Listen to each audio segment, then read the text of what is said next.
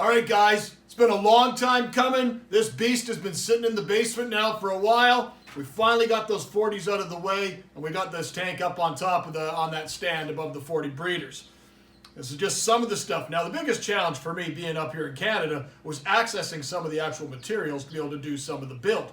Cork was a nightmare to find for the longest time, but a couple of my customers, they were able to pull through and able to get me some cork. I got some nice rounds, I've got some real big pieces, I've got some real pieces of the character, and we're going to basically go doing something with this vivarium.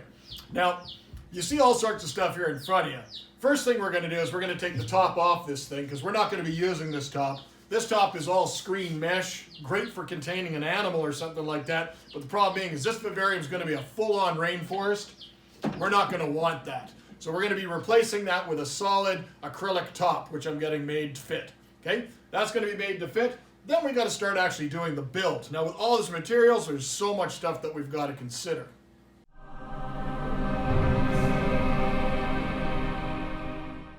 So even though I got the tank and I got all the materials and all the stuff is starting to come together, I'm kind of under the gun right now. Me and the guys over at Species Canada, good friends of mine, we have a large plant order that's coming in that's being shared by a bunch of us, and I really don't have a spot for most of the plants. That's what was intended for this thing. But everything has been a bit of a setback trying to acquire all the materials and actually to try and formulate a solid plan. I personally have never done anything like this. I've watched tons of videos of some of great YouTubers and people out there, and I've seen lots of stuff that's given me a lot of inspiration. Tanner over at Serpa Design, thumbs up. Jay Wilson, thumbs up. So you guys have all inspired me enough to try and tackle this big thing. And the guys, you know me, know true to form. My last name is Biggs. I have no idea how to do anything small. So I got the absolute biggest vivarium terrarium that Hagen sells. This is the Exoterra. This is the biggest one. It's 36 by 36 by 18 wide. We took out that Gucci styrofoam background. That's just not going to cut it for us. We're going to do cork on the sides, cork on the back. We're going to integrate some different branches and stuff like that. Great stuff foam and the expanding foam. Then we're going to do the silicone. And the silicone, we're going to cover the silicone with tree fern and orchid bark and cocoa fiber and stuff like that. And give us a nice foundation for doing absolutely everything inside. Then inside, I've also got different pieces of spiderwood type stuff. It's going to look kind of like a mangrove, I'm thinking. And I've got some other little pieces that will incorporate into the wall somehow. And some pieces with some real nice interest. I've got a whole bunch of different size mesh pots that I can go and maybe mount into the wall should I need them. I'm not thinking whether or not I'm going to need them or not. So hopefully it's going to be lots of fun. I can't wait to get started. So after playing around, this is kind of the layout I came up for the back of the thing. We've got different things, lots of different planting areas, lots of different definition. I'm pretty pleased with it. In the top right corner, you can see that that's going to be where the mist is going to come in, the fog's going to come in through that little piece with the holes. And it gives me lots of different definition for planting. Looking at it from above, you can see this is where the mist port will come in, and then cool mist will pour out of these holes. This one has to be attached because it all holds this in place. We've got lots of different planting areas, raised planting areas. Nice big area here for something, a nice big shelf on something here on the cork. Maybe we'll put the Nepenthes or that Vanda will go right here because it's a nice big structurally pleasing piece. And then as you can see, as you get closer to the bottom, there's structure that comes up for planting, and then there's space below, and same over there. Now just to give you guys an idea, I have two more pieces of this type of wood. One of them is going to be mounted right in here somewhere below this piece, so you won't see the cut edge. That's one. And then the second piece is going to be mounted right about here. So we're going to have lots of different areas for branches that are coming up vertically as well as horizontally. Lots of branches for epiphytes, air plants, bromeliads, and stuff like that. Most critical if you're going to be working with great stuff, any of these types of foams, they will come up. You can use solvents and stuff to clean them up, but if you just use a good pair of latex or nitrile type gloves and stuff like that, it makes cleanup way, way easier. Now we're ready to go. Got to shake your stuff up. Now you want to add this stuff fairly sparingly because it does expand a lot.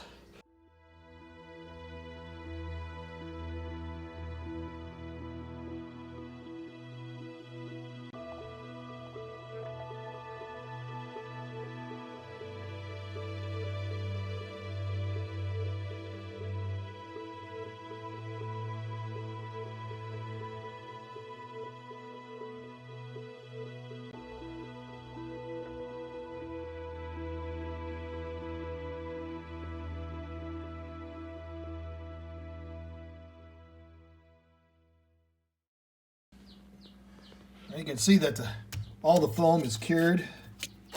Easy to work with now. Now we got a lot of work ahead of us. But it's actually pretty easy stuff to work with. We'll do it mostly with a knife. But you can peel it back. And that's what we want. We want to have just a little bit of the exposed foam. And then we'll clean that up with a knife. We'll get a paring knife or razor blade or something like that. Something just to clean it up a little bit. We've got to remove all the shiny side to expose the actual foam. And then we'll do the next step after that. Just a bit of work ahead of us. But let's get her flipped over and let's get those two other branches in place.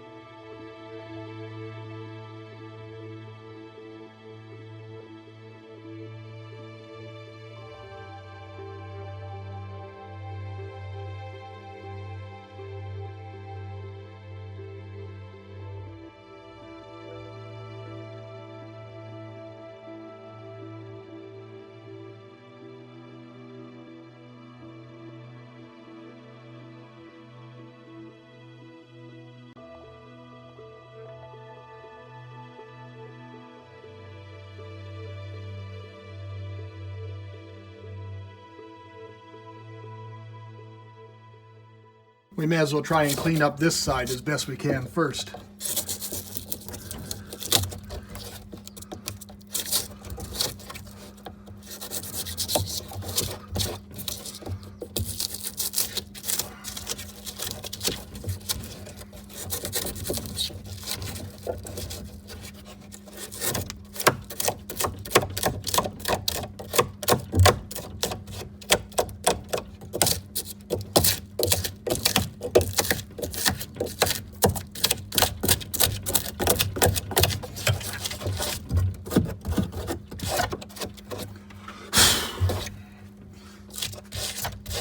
That nice rough texture will take the silicone really, really well, and the cocoa fiber.